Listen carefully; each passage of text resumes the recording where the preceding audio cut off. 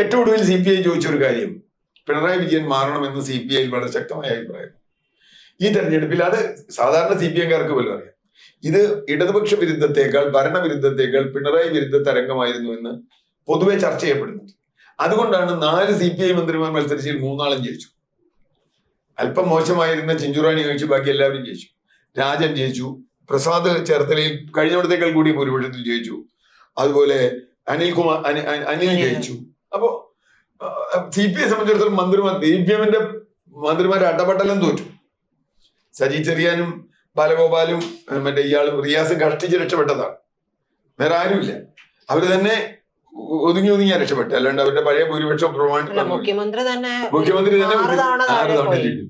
അപ്പൊ തീർച്ചയായിട്ടും വലിയ തരത്തിലുള്ള പിണറായി വിരുദ്ധ വികാരമുണ്ട് എന്ന് പിണറായിയുടെ പാർട്ടിക്കകത്ത് തന്നെ ഉള്ളപ്പോഴും അതൊന്ന് തുറന്നു പറയാൻ ബിനോയ് വിശ്വത്തിനെ പോലെ ഒരാൾക്ക് കഴിയുന്നില്ല. ഇപ്പോഴും അത് ഭരണവിരുദ്ധ വികാരമല്ല, ജനങ്ങൾ തെറ്റിച്ചു കൂട്ടിയതാണെന്നൊക്കെ സംശയിക്കുമെന്ന് എനിക്കറിയില്ല.